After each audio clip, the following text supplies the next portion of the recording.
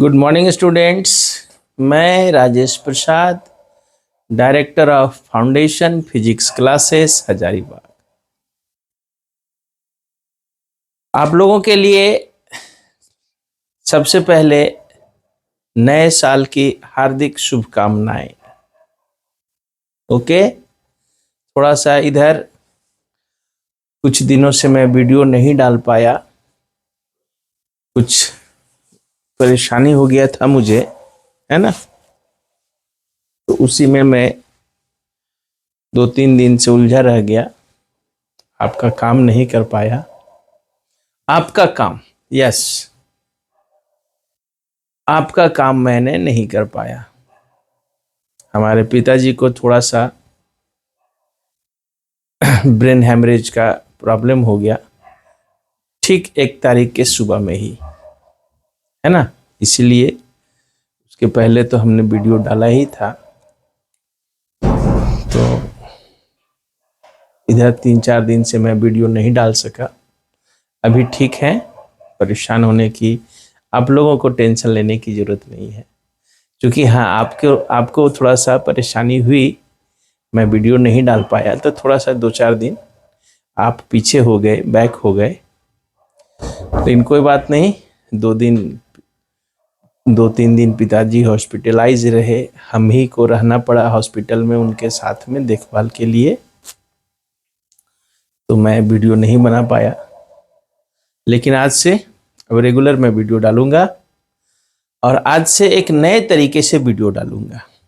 आज इस क्वेश्चन के लास्ट में मैं फर्स्ट चैप्टर इलेक्ट्रोस्टैटिक्स हालांकि मैंने पढ़ा दिया है, लेकिन एक एक वीडियो में एक एक 2-2 क्वेश्चन हो रहा है। मैं इलेक्ट्रोस्टैटिक्स का जितना भी इम्पोर्टेंट क्वेश्चन है आज के इस वीडियो में लास्ट में बोर्ड पर लिख दूंगा। वो सारा क्वेश्चन का वीडियो आंसर के साथ एक्सप्लेन करके डाला हुआ है, तो देख लीजिएगा, वो सफिशिएंट है। कितना क्वेश्चन कैसे क्या करना है वो सारा हमने वीडियो भी बना के डाला हुआ है, और एक जगह क्वेश्चन लिख देता हूँ, वो सफिशिएंट होगा आपके लिए बच्चों। और कल से मैं कोचिंग भी जाऊंगा, तो ऑब्जेक्टिव का भी वीडियो कल से डालूंगा। ऑब्जेक्टिव का भी वीडियो रुका हुआ है, हम लोग करेंट में पहुंचे हुए हैं ऑब्जेक्टिव में, तो कोशिश करूंगा कल से ऑब्जेक्टिव का 2-2 वीडियो बना करके, या 2-2 नहीं तो एक ही लॉन्ग वीडियो बना करके कंप्लीट कर दूंगा। आप लोग तैयारी करते रहिए। ऑब्जेक्टिव तो खैर 10 दिन पहले से भी आप देखना शुरू कीजिएगा तो वो हो जाएगा, अभी से देखिएगा तो बहुत अच्छी बात है ना। तो थोड़ा सा देखिए, ये रिवीजन है ना, तो रिवीजन आप पढ़ रहे हैं, अच्छी बात है। ऐसा नहीं कि आप वीडियो पर ही डिपेंड है, पढ़ रहे हैं, पढ़ते रहिए। वीडियो को जब भी कोई क्वेश्चन में डाउट हो, वीडियो को देख लीजिए, हो जाएगा।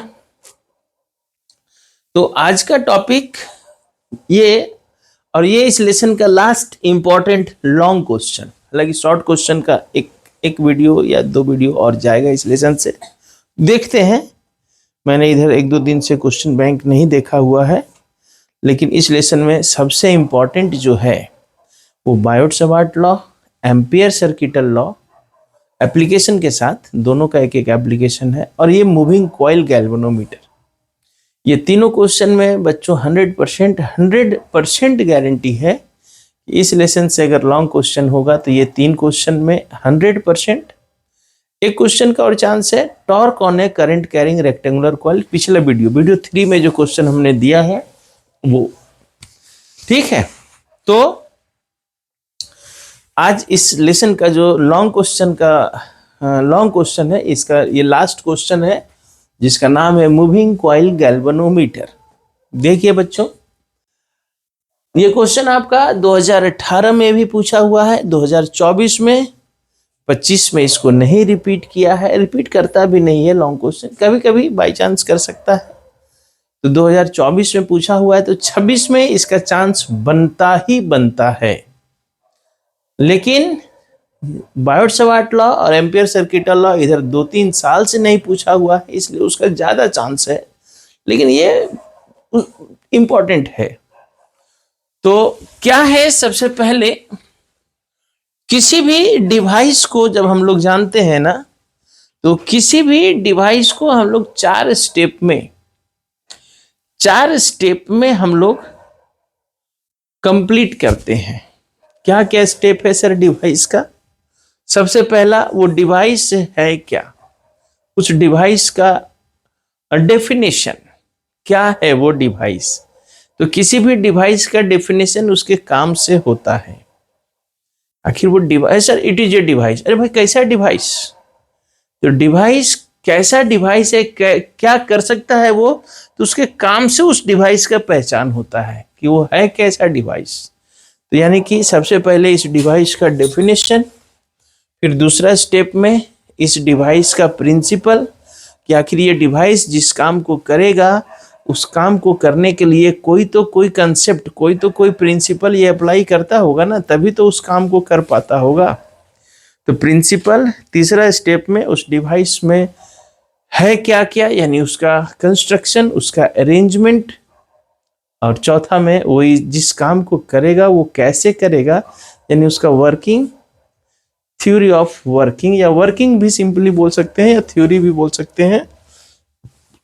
तो सबसे पहले हम लोग जानेंगे कि ये डिवाइस है क्या।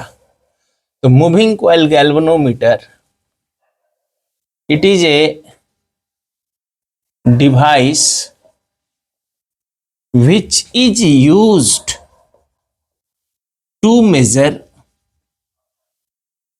a very small current, very small current in the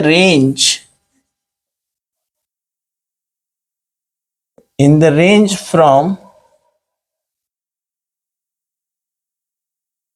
milli ampere, ऐसा भी लिख सकते हैं ना, milliampere to micro ampere. ये है आपका गैल्वेनोमीटर, एक ऐसा डिवाइस जो बहुत ही स्मॉल करंट को मेजर कर सकता है या मेजर करता है। कितना रेंज में ये मेजर करेगा, तो milli to micro ampere. Large current को मेजर करने के लिए हम लोग गैल्वेनोमीटर का यूज नहीं करते, उसके लिए एमीटर है। तो गैल्वेनोमीटर एक डिवाइस है जिसका काम है स्मॉल करंट मेजर करना। कितना रेंज में, milliampere to micro ampere. अब ये करता कैसे है, प्रिंसिपल। तो it is based on the principle that when a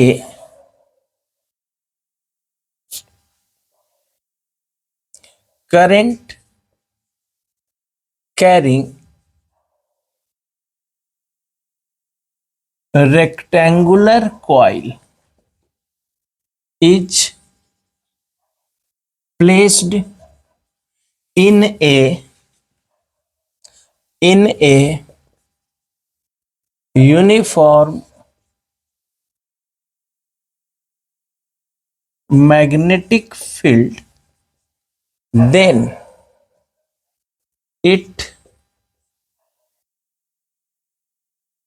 experience a torque।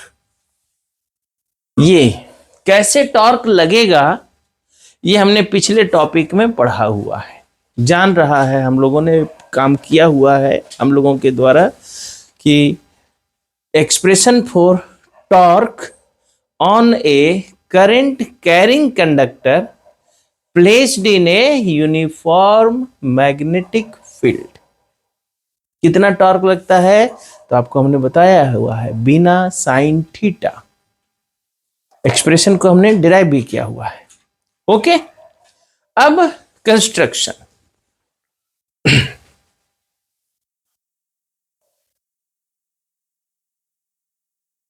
Construction, इसको तो आप वेरी वेरी इंपॉर्टेंट लिख ही लीजिए, कोई डाउट नहीं है इसमें, है ना। लिख ही लीजिए, वेरी वेरी वेरी इंपॉर्टेंट। अब आइए कंस्ट्रक्शन। तो कंस्ट्रक्शन में देखिए फिगर बनाए हुए हैं हम लोग, ठीक है। अब ये फिगर में है क्या क्या, तो सबसे पहले पहला क्या है भाई फिगर में, पहला ऐसे लिखते हैं, a moving coil galvanometer consists of क्या क्या भाई, तो नंबर 1 NS, टू स्ट्रॉन्ग क्या,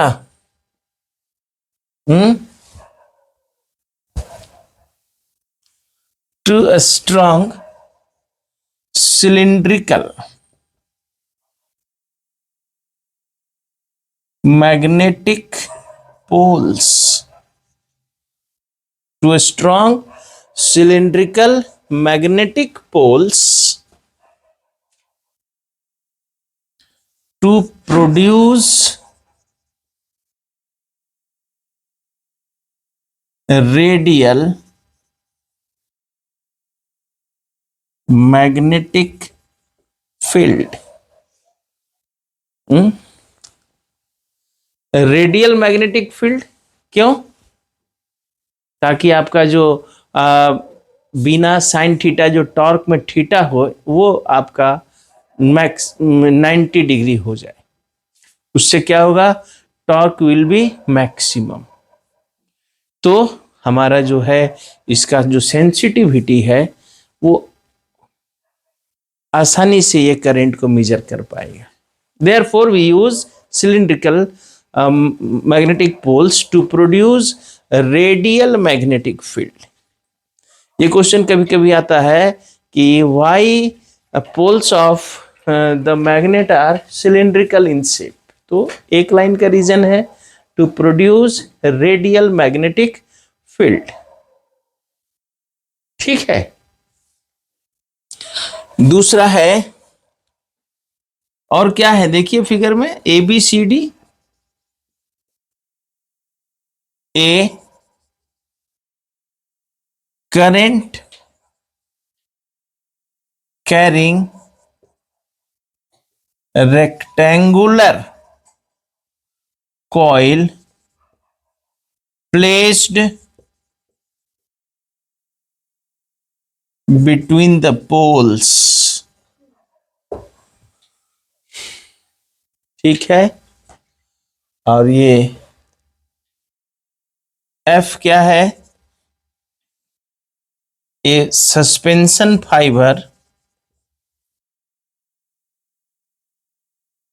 फाइबर मेड अप ऑफ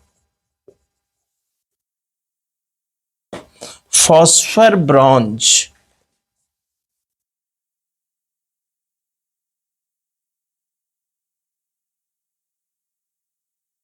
क्यों सर ऐसा, हाईली इलास्टिक होने के कारण।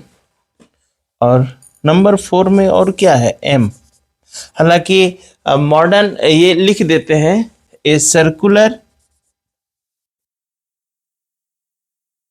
Plane mirror attached with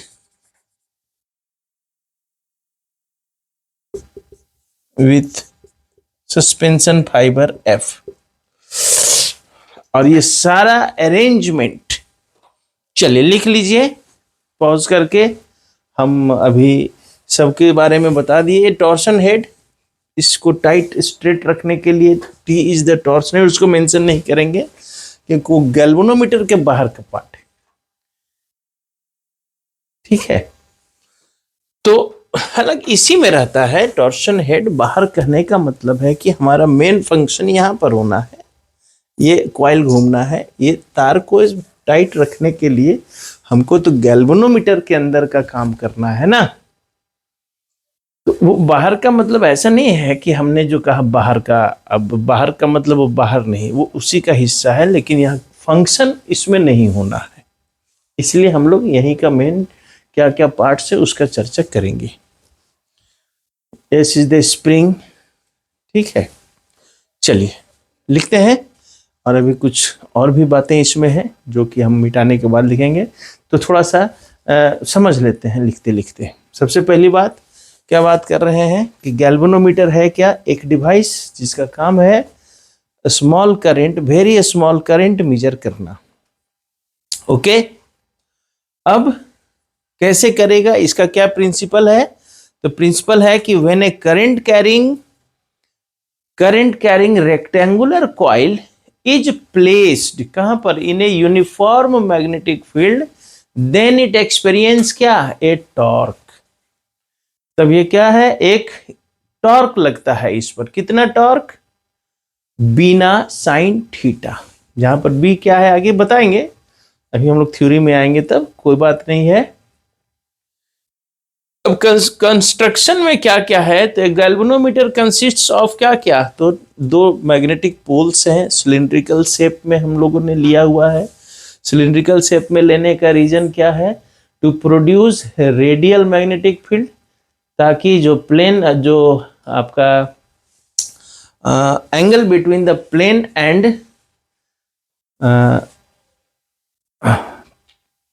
current and the magnetic field का जो एंगल है वो हमेशा क्या हो जाए, परपेंडिकुलर हो जाए, जिसके कारण टॉर्क मैक्सिमम हो। टॉर्क मैक्सिमम हो तो इसका सेंसिटिविटी ज़्यादा होगा, आसानी से ये करंट को मेजर कर पाएगा। ओके, अब आते हैं फिर ये ABCD क्या है, it is the current carrying rectangular coil, ठीक है, जो इसको कि एक soft iron, radial magnetic field बनाने के लिए सॉफ्ट आयरन कोर भी रिस्पॉन्सिबल होता है, क्योंकि सॉफ्ट आयरन कोर का ससेप्टिबिलिटी ज़्यादा होता है, तो जो फील्ड लाइन्स है वो इसकी ओर होके जाना चाहेगा, और ये सेंटर में है तो सारा क्या हो जाएगा, परपेंडिकुलर हो जाएगा। और फिर F is the suspension fibre, जिससे कि ये कॉइल लटका हुआ है और इसके साथ एक सर्कुलर प्लेन मिरर लगा हुआ है। अब और क्या क्या है इसमें, अब इस पूरे अरेंजमेंट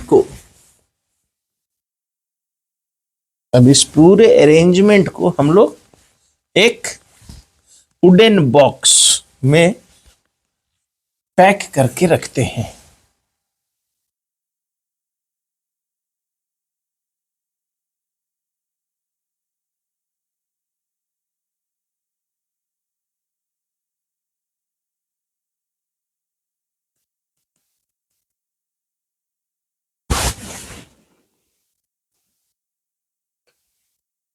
बहुत इंपॉर्टेंट क्वेश्चन है और बहुत आसान है।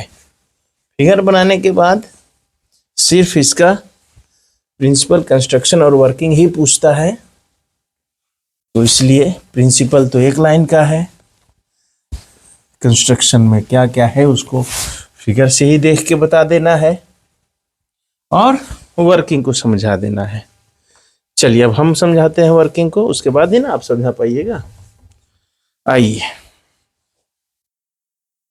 लेकिन पहले लिखा जाएगा कंस्ट्रक्शन में ही, the whole arrangement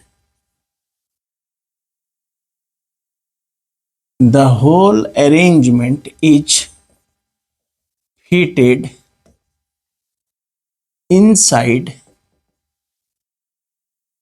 inside an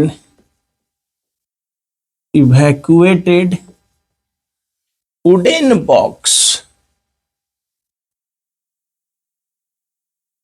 box having a front glass door।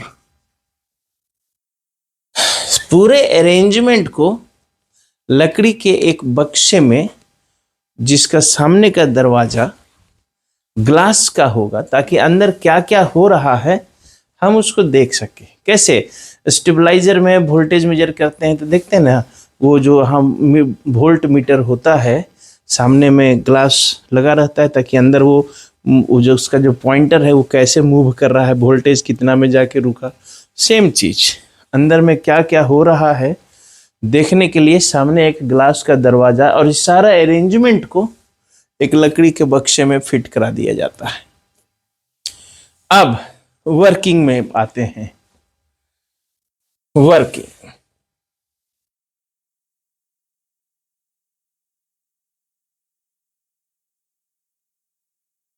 Working तो वर्किंग में सबसे पहले हम लोग ये जो रेक्टेंगुलर कॉइल है इसमें हम लोग करंट फ्लो कराएंगे, और जैसे ही ये करंट फ्लो करेगा then a torque acts on the coil. कितना टॉर्क, चलिए देखा जाए। एट फर्स्ट या when the current is allowed to move in the coil, then a torque acts on the coil। कितना, बीना sin theta H theta is equal to 90 degree, therefore torque is equal to, क्यों 90 degree है, due to radial magnetic field, पहले बता चुके हैं। तो क्या हो जाएगा ये, बिना वेयर, जहां पर बी क्या है, uniform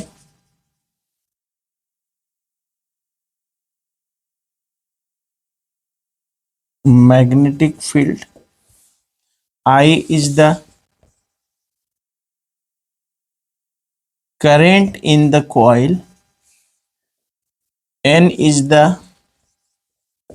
number of turns in the coil, and A is the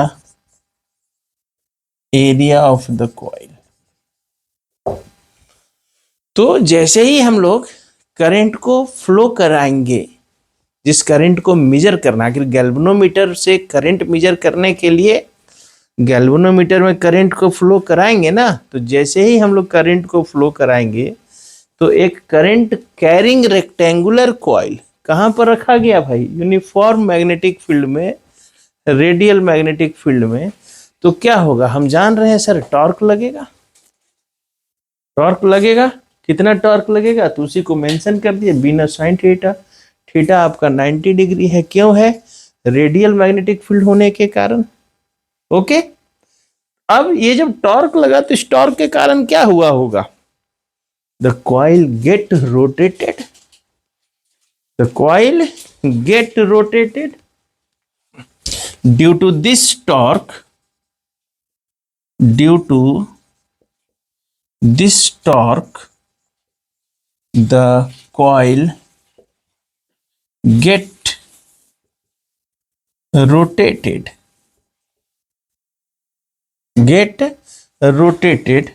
late, क्या, theta is the get rotated, और अच्छा थीटा भी नहीं, get rotated and hence get rotated and hence there is a twist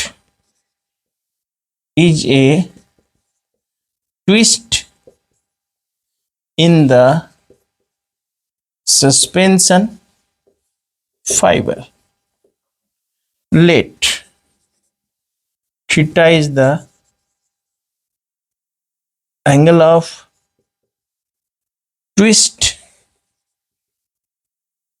in the suspension fiber, और spring भी बोल सकते हैं जो नीचे लगा हुआ है। और मान लिया जाए सी, मान लिया जाए रिस्टोरिंग टॉर्क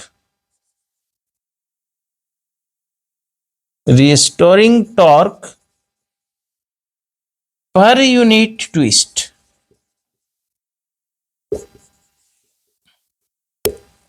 इसको हम लोग टॉर्सनल कांस्टेंट भी कहते हैं। चलिए ना, इसको restoring torque per unit twist ही रहने देते हैं। तो टोटल रिस्टोरिंग टॉर्क कितना लग जाएगा भाई? चलिए थोड़ा सा लिख लेना, एक बार और मिटाना पड़ेगा, क्योंकि इधर हमने डायग्राम बना के रखा है तो इधर हमको लिखने की जगह नहीं बन रहा है, एक ही साइड से लिख रहे हैं बार बार। तो एक बार और लिख लीजिए, उसके बाद समझाते हैं, फिर मिटाते हैं, तो फिर हम लोग इसके आगे का बस थोड़ा सा और है, लास्ट में एक बार में इसको रिपीट कर देंगे, समझ में आ जाएगा। अरे ऐसे तो पढ़ा हुआ चीज है ना, रिपीट कर रहे हैं ना हम लोग, पढ़ा हुआ चीज है तो समझ में तो आ ही जाना चाहिए। और आप लोग तो इतना दिन में तो समझदार हो ही गए होंगे, है कि नहीं? और नया साल, अब तो 1 साल और बूढ़े हो गए आप लोग। तो 1 साल जैसे उम्र बढ़ा तो 1 साल बुद्धि भी ना बढ़ गया। तो जब आदमी बड़ा होता है, बुद्धि भी बड़ा होता है, तो समझदारी भी तो बढ़ जाता है। तो अच्छा है ना कि एग्जाम का शेड्यूल फरवरी में होता है, ताकि आदमी का बुद्धि 1 साल बढ़ जाए। हो गया? चलिए, तो आगे का बात करें हम लोग।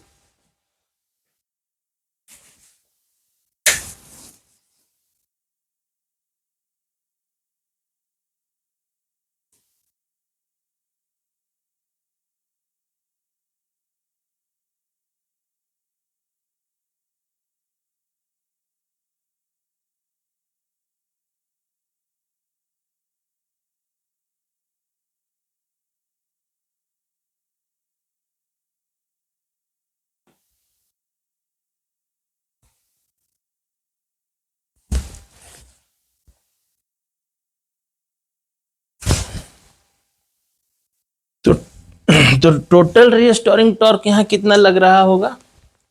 Therefore total restoring torque is equal to C into theta, क्योंकि टोटल ट्विस्ट कितना हुआ है? थीटा। तो टोटल रिस्ट और यूनिट एंगल के लिए क्या हो रहा है? सी रिस्टोरिंग टॉर्क, जिसको टॉर्सनल कांस्टेंट कहते हैं। तो टोटल रिस्टोरिंग टॉर्क कितना? बट एट इक्विलिब्रियम क्या हो जाएगा? Total applied torque is equal to total restoring torque. Therefore बीना इक्वल टू सी थीटा और I is equal to C theta by B N A, then I is equal to C by B N A into theta, और I is proportional to theta. यहाँ से लिख दे, यहाँ से क्या, ये देखिए अंदर का ये constant B constant, uniform N number of turns, area, सारा टर्म कांस्टेंट है। तो कांस्टेंट इनटू थीटा, यानी इस कांस्टेंट के साथ अगर इक्वल टू है तो हम इसको प्रोपोर्शनल लिख सकते हैं। So by measuring the angle theta we can measure the angle of, so angle नहीं, we can measure the current,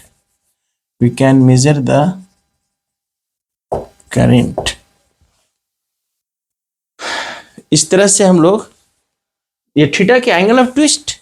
चलिए अब इसको समझ लिया जाए, है ना, बहुत ही आसान सा है, कोई दिक्कत नहीं है। शुरू से एक बार समझ लेते हैं, आसान हो जाएगा। उसके बाद हाँ, इलेक्ट्रोस्टैटिक्स का जितना भी इंपॉर्टेंट क्वेश्चन आपको हमने वीडियो के थ्रू बताया, उसको एक जगह लिख लेते हैं। आप लोग भी उसको लिख करके कम से कम उतना रिवाइज कीजिएगा। एक एक लेसन में आप कितना पढ़े हैं, कितना रिवाइज करना है, ये आइडिया होने चाहिए ना। क्या कि वीडियो तो अब एग्जाम के दिन नहीं देख पाइएगा। चलिए लास्ट में बात करते हैं कैसे रिवीजन करना है। चलिए देखा जाए, आइए। तो सबसे पहले गैल्वेनोमीटर है क्या? तो एक डिवाइस जिसका काम है वेरी स्मॉल मेजर करना। कैसे, यानी इसका प्रिंसिपल तो आपको शुरू में ही बताया। किसी भी डिवाइस को हम लोग 4 स्टेप में पढ़ेंगे, 4 स्टेप में उसको एक्सप्लेन करेंगे। पहला वो है क्या? तो एक डिवाइस जिसका काम है स्मॉल करंट मेजर करना। दूसरा प्रिंसिपल, तो ये जो काम करेगा इसके लिए प्रिंसिपल क्या यूज कर रहा है ये? तो अगर एक करंट कैरिंग रेक्टेंगुलर कॉइल को कहाँ रखा जाए? यूनिफॉर्म मैग्नेटिक फील्ड में, तो क्या होगा? तो इट एक्सपीरियंस है टॉर्क। यही प्रिंसिपल है इसका, और इसी प्रिंसिपल को हम लोग करंट मेजर करने के लिए यूज करेंगे गैल्वेनोमीटर में। चलिए इसके लिए कंस्ट्रक्शन में आपको बताए, ये फिगर बना हुआ है, फिर से समझाते हैं कंस्ट्रक्शन। 2 मैग्नेटिक पोल्स किस शेप में? सिलिंड्रिकल। क्यों? To produce radial magnetic field. Radial magnetic field से क्या हो रहा है? हमारा जो थीटा है इसके किसके बीच? करंट और जो एरिया वेक्टर है ना, उनके बीच आपका मैग्नेटिक फील्ड और एरिया वेक्टर बोल सकते हैं। ठीक है, तो ये आपका क्या हो जाएगा? 90 हो जाएगा रेडियल होने के कारण। तो आपका टॉर्क मैक्सिमम टॉर्क, यानी कि ये कैन इजली, ताकि ये कॉइल रोटेट करेगा तो टॉर्क मैक्सिमम लगेगा, तब नहीं ये ज्यादा से ज्यादा रोटेट करेगा। ठीक है, तो इसलिए हम लोग रेडियल मैग्नेटिक फील्ड का यूज करते हैं।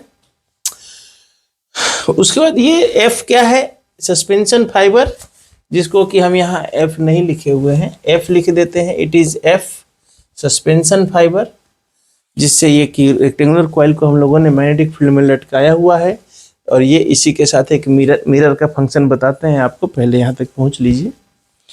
अब इसका वर्किंग में, जैसे ही हमको जिस करंट को मेजर करना है, जैसे ही उस करंट को हम लोग इस कॉइल में फ्लो कराते हैं, when the current is allowed to flow in the coil, rectangular coil, तो करंट कैरिंग कॉइल कहाँ पर? मैग्नेटिक फील्ड में आ गया, तो टॉर्क लगेगा। टॉर्क लगेगा कितना? तो बिना साइन थीटा, थीटा यहाँ हमारा 90 है, तो टॉर्क कितना हो जाएगा? बिना, यहाँ पर बी मैग्नेटिक फील्ड है uniform, I is the current, N is the number of turns and A is the area. ठीक है, अब इस टॉर्क के कारण क्या होगा? तो जब ये टॉर्क लगा तो इस टॉर्क के कारण क्या होगा? द कॉइल गेट रोटेटेड, है ना, the coil get rotated. Rotate करेगा तो देखिए, अब यहां पर ये जो है आपका एंगल ऑफ ट्विस्ट वाला जो कंसेप्ट है, इसको समझिएगा, ये जरूरी है।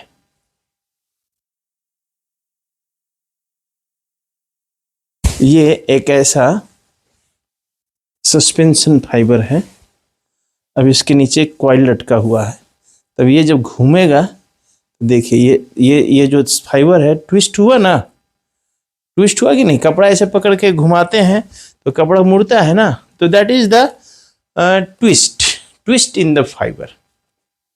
तो जब एक रेक्टेंगुलर कॉइल को हम लोग एक धागा से लटकाएंगे और ये कॉइल नीचे से जब घूमेगा, तो जिस धागा से लटका हुआ उसमें क्या होगा? ऐंठन आएगा। ट्विस्ट मतलब क्या? ऐंठन आएगा।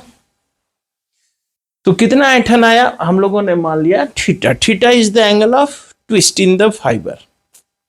ठीक है, तो जब फाइबर में ट्विस्ट उत्पन्न हो गया, तो चूंकि वो इलास्टिक मटेरियल का है, तो रिस्टोर भी होना चाहेगा।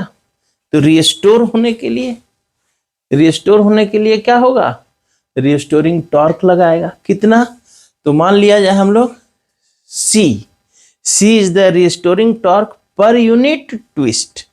तो टोटल रिस्टोरिंग टॉर्क कितना लग रहा होगा? तो यूनिट ट्विस्ट यानी यूनिट एंगल के लिए थीटा C लगा है, तो थीटा एंगल के लिए कितना लगेगा? C into theta. तो लेकिन इक्विलिब्रियम पोजीशन में क्या होगा? जितना अप्लाइड टॉर्क है, मान लीजिए कि स्प्रिंग को आप खींचे हुए हैं, तो अभी मान लीजिए आपने 10 न्यूटन तो यहाँ पर आया, तो उस समय वो रिस्टोर होने के लिए कितना लगा रहा हो, तो उस जब 10 न्यूटन आपने लगाया तो वो भी तो 10 ही लगा रहा होगा। तो वही कह रहा है at equilibrium total applied torque is equal to total restoring torque. यहाँ से हम लोगों ने सॉल्व करके अब यहाँ से जो एक्सप्रेशन आया आई इज प्रोपोर्शनल टू थीटा, तो यही हमारा कंसेप्ट है कि bye measuring the angle theta, वो थीटा यानी उस धागे में कितना ट्विस्ट हुआ, यानी वो कॉइल कितना घूमा, कॉइल जितना घूमा होगा उतना ही ना ट्विस्ट हुआ होगा, कॉइल जितना घूमा उसी को मेजर करके, अगर आप उस एंगल ऑफ ट्विस्ट को मेजर कर लेते हैं तो उसको मेजर करके आप क्या करंट को निकाल सकते हैं। तो सर अब उसको कैसे मेजर करेंगे हम लोग? सर उसको कैसे मेजर करेंगे एंगल ऑफ ट्विस्ट को? तो ये जो हमने फिगर बनाया है ये ओल्ड डिवाइस है। ओल्ड डिवाइस में मिरर वगैरह का यूज करते थे हम लोग, लेकिन मॉडर्न डिवाइस में हम लोग मिरर का यूज नहीं करते हैं।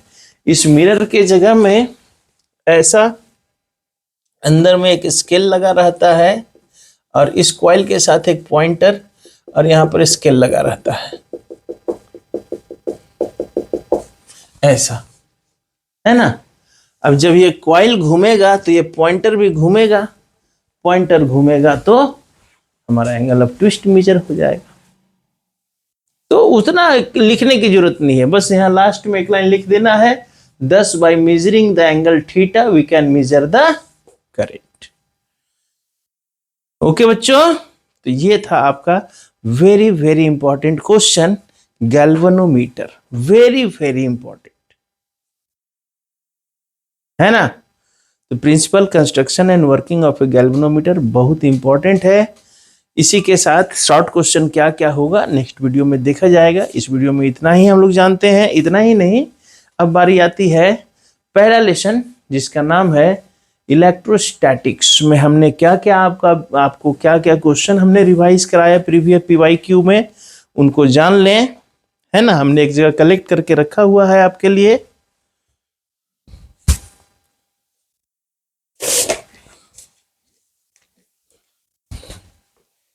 इसको आप लोग नोट कर सकते हैं ताकि आपको रिवाइज करने में आसानी हो। हर चैप्टर में आपने कितना रिवाइज किया उसको एक एक जगह में लिख करके तब रिवाइज करने में मजा आएगा।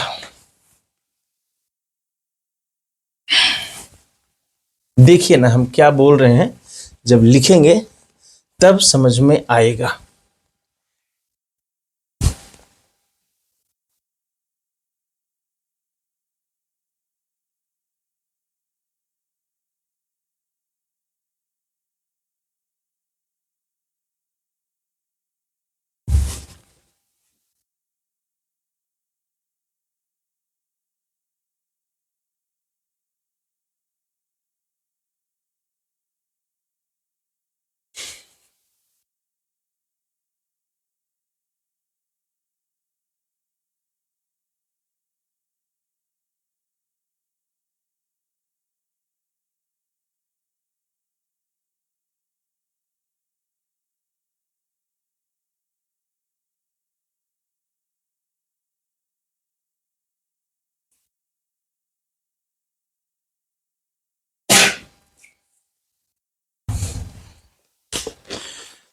जैसे देखिए सबसे पहले तो आज हम लोग क्या करने जा रहे हैं, तो इम्पोर्टेंट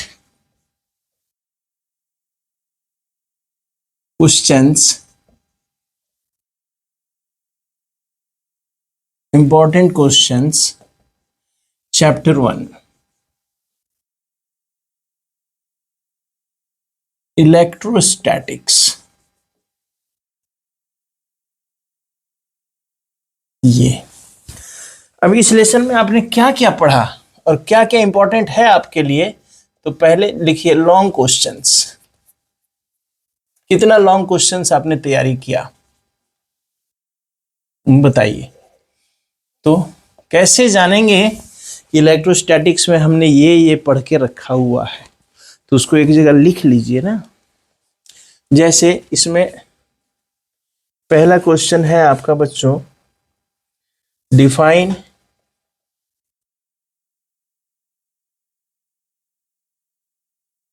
इलेक्ट्रिक डाइपोल मोमेंट और derive an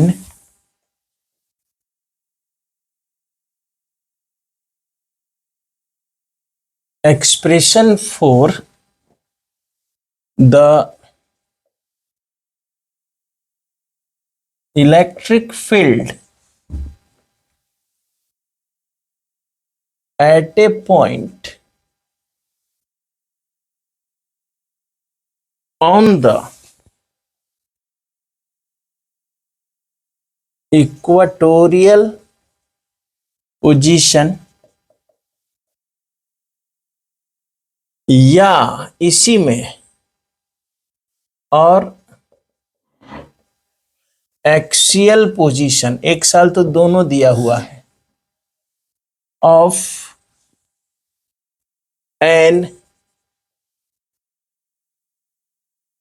electric dipole.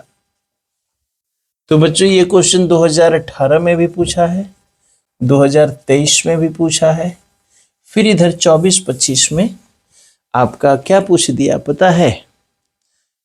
Gauss theorem का एप्लीकेशन, इलेक्ट्रिक सेल वगैरह। तो जो पूछा हुआ है 25 में वो क्वेश्चन आपके लिए इंपॉर्टेंट नहीं होगा। तो ये आपका पहला इंपॉर्टेंट क्वेश्चन है लॉन्ग में।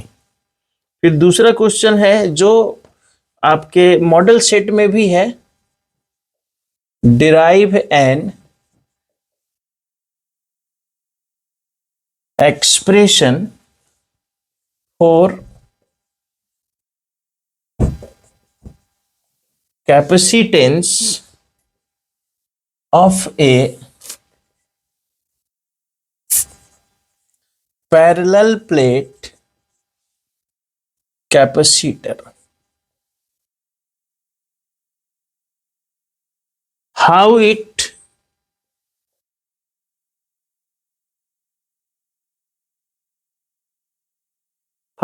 change with insertion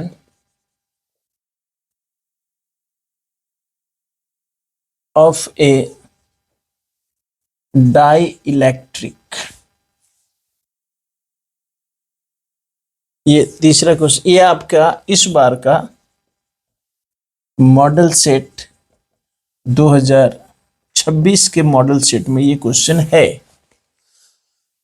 और ऐसा देखा गया है, आप देखिए हमने बड़ा ही विस्तृत रिसर्च किया आपके लिए। ये देखिए दिखा दें, ये 2025 का मॉडल सेट हमने जो आया था पिछले साल, और ये 2025 का एनुअल। तो जब हमने देखा तो हमने पाया कि मॉडल सेट का जो क्वेश्चन है, कुछ क्वेश्चन टैली करता है हर साल का। ये हमने उसके बाद देखिए 2024 का मॉडल सेट, 2024 का एनुअल, इसमें भी हमने रिपीट ये टैली पाया है ना। इसलिए मॉडल सेट में कम से कम जितना लॉन्ग क्वेश्चन है, अगर 2 क्वेश्चन भी टैली करता है बच्चों तो 10 नंबर ना हुआ। इस बात को समझिए। इसलिए ये क्वेश्चन इंपॉर्टेंट है, ये आपके मॉडल सेट का है तो इंपॉर्टेंट ही है, ठीक है। तो इस तरह से आप ये कुछ लॉन्ग क्वेश्चन में, ज्यादा नहीं आपके लिए है। State Gauss's theorem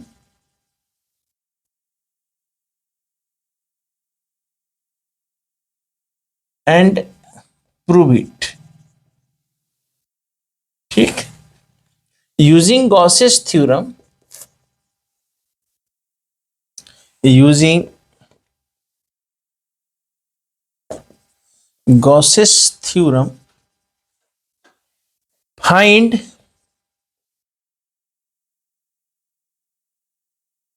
electric field at a point due to an infinitely long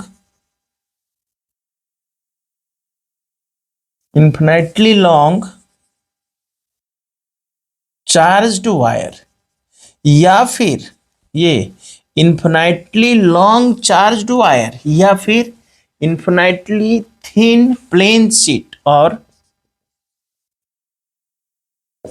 infinitely thin plane sheet. चूंकि इस बार 2025 में आपका गॉस थ्योरम का जो स्फेरिकल सेल वाला था वो आ चुका है, तो ये दोनों में से आपके लिए एक इंपॉर्टेंट होगा। अब कौन सा होगा हम नहीं बता सकते ना, हम थोड़े क्वेश्चन सेट किए हैं। तो इस तरह से ये 3 क्वेश्चन। एक और क्वेश्चन है जो इंपॉर्टेंट हम मेरे ख्याल से है, तो उसको लिख दें, लेकिन ये 3 ही जो है ज्यादा इंपॉर्टेंट है, लेकिन आप चौथे को भी पढ़ लेंगे तो कोई अनपच नहीं होगा। बाय द वे अगर पूछ दे तो आप याद कीजिए सर बोले थे, नहीं बोले तो सर तो बोले नहीं थे, हम पढ़े नहीं, इसलिए क्या है थोड़ा सा ज्यादा ही पढ़ के जाएंगे, एग्जाम है ना। तो डिफाइन इलेक्ट्रिक पोटेंशियल और derive an expression for electric potential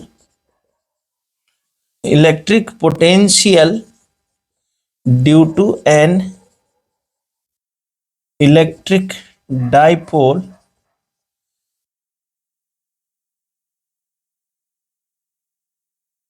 at any point.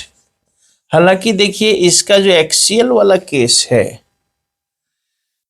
Eight any point, इसको छोड़ ही दीजिए आप लोग, 3 ही क्वेश्चन छोड़िए, क्योंकि इसका यही सेम क्वेश्चन एक्सियल वाला जो है लिख लिए होंगे तो लिख लीजिए, लेकिन इसका जो एक्सियल वाला केस है डाइपोल, तो एक ही क्वेश्चन को तो रिपीट नहीं करना चाहिए। इसका एक्सियल वाला जो केस है इस बार पूछा है 2025 में, तो नहीं रिपीट करेगा, इसलिए इसको छोड़ ही देते हैं। हालांकि हमने वीडियो में इसका भी आंसर सॉल्यूशन भेजा हुआ है, ये भी इंपॉर्टेंट क्वेश्चन है आपके लिए।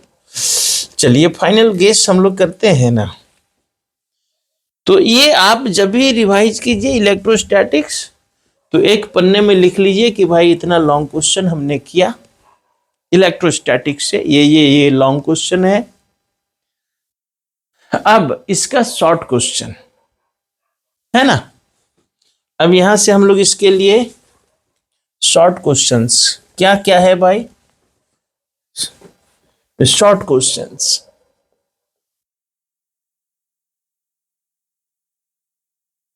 शॉर्ट क्वेश्चंस है क्या क्या है, तो पहला क्वेश्चन है what are electric field lines, what are electric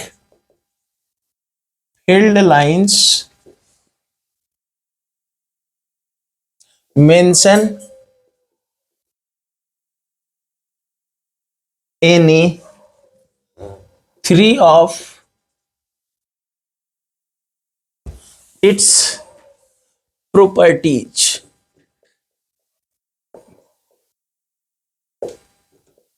दूसरा क्वेश्चन क्या है sir, state the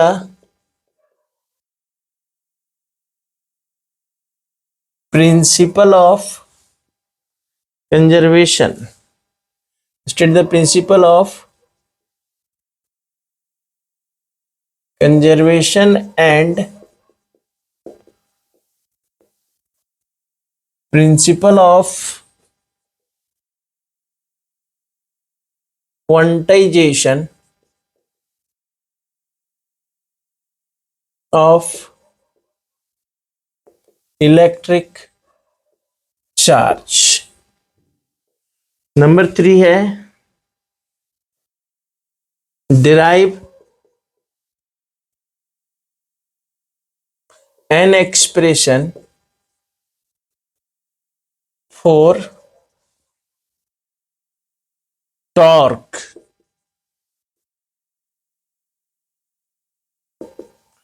acting on a dipole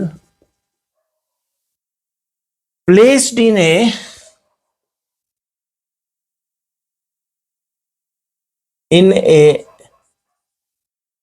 uniform magnetic field when the torque is maximum. When the torque is when the torque is maximum. Number 4, what is electric flux? What is electric flux? Right,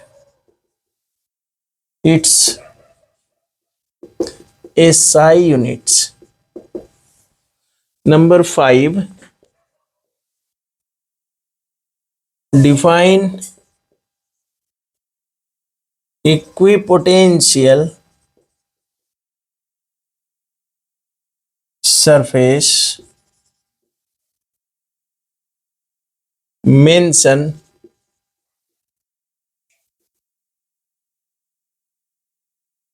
two of its properties. Number 6 में है derive an expression for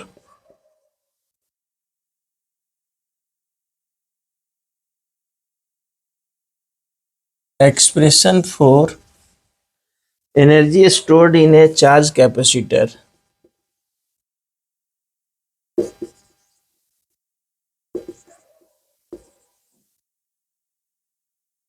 Charge capacitor and hence find the energy density.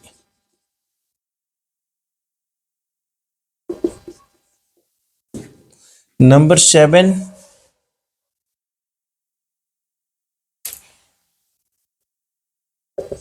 derive an expression for electric potential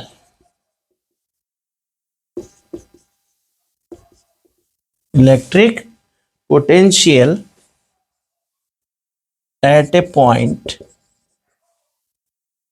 due to a point charge. फिर 8 number में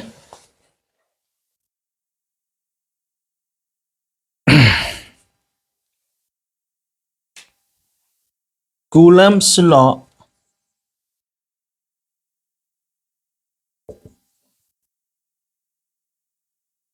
and its vector form. 9 number में charge and its properties. एक question और जो आपके model set में है उसको निकालते हैं, हम बताते हैं.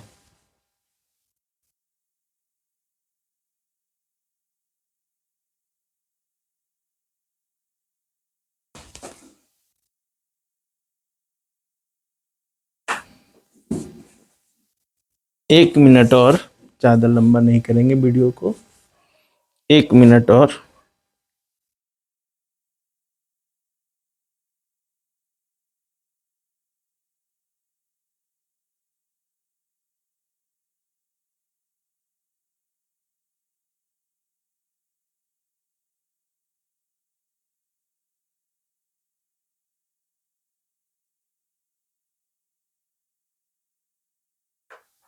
एक क्वेश्चन और, चूंकि हमने क्या कहा, मॉडल सेट का क्वेश्चन 1-2 क्वेश्चन टैली करता है और हो सकता है वही क्वेश्चन टैली कर जाए जो हम छोड़े.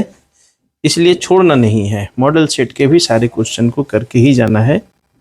आपको हम लिखवा देते हैं।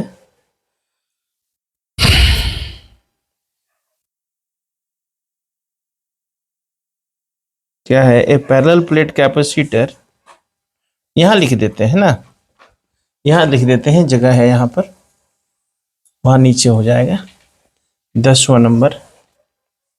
ए parallel plate capacitor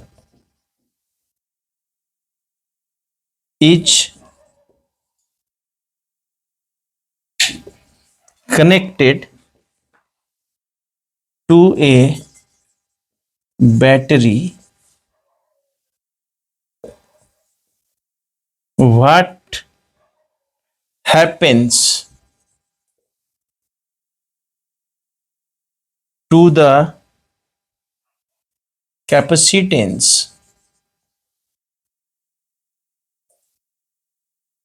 and energy? अच्छा क्वेश्चन है।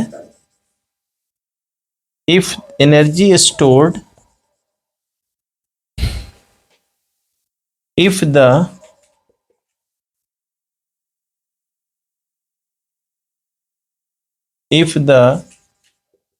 dielectric constant of the medium increases,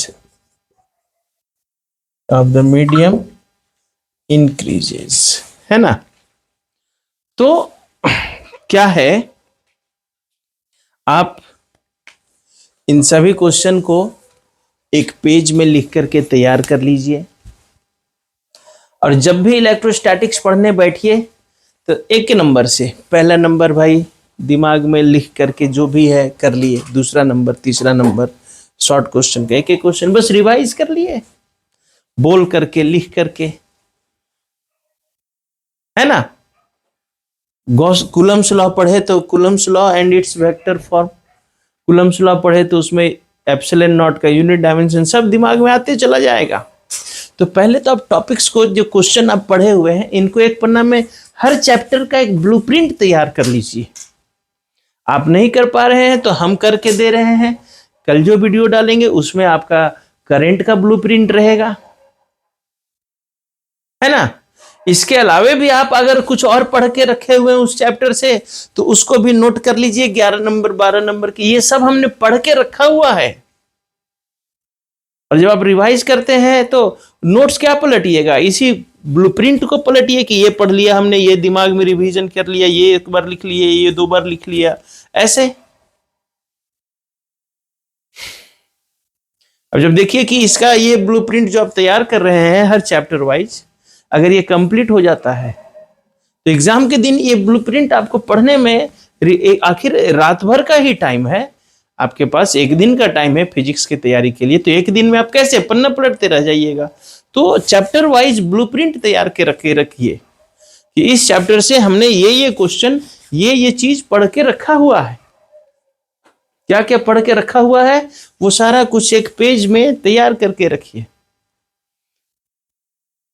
तो ऐसे तैयारी होगा।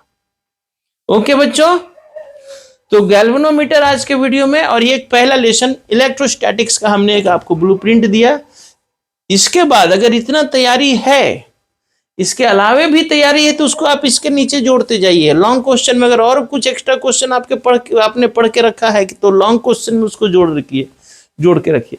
ये हम नहीं बोल रहे हैं कि ये ऐसे एक रिवीजन का तरीका बता रहे हैं, these are the important questions. Okay, तो इसको नोट कीजिए, हर लेसन का आपको हम एक ब्लूप्रिंट देते चले जाएंगे, आप उसको नोट कीजिए ताकि आपको एक हेल्प मिल जाए पढ़ने में, रिवाइज करने में। ओके, तो फिर मिलते हैं हम लोग नेक्स्ट वीडियो में नेक्स्ट टॉपिक के साथ। और कल हमारा ये moving charge and magnetism probably last हो जाएगा एक वीडियो में, उसके बाद हम EMI एंड AC से शुरू करेंगे। और तब उसके बाद EMI&AC के बाद फिर मैं डुअल नेचर मॉडर्न फिजिक्स में आऊँगा। अब थोड़ा सा कोशिश करूँगा एक दिन में 2 वीडियो भी मैं अभी इधर डाल सकता हूँ। ठीक है, तो ओके, बाय।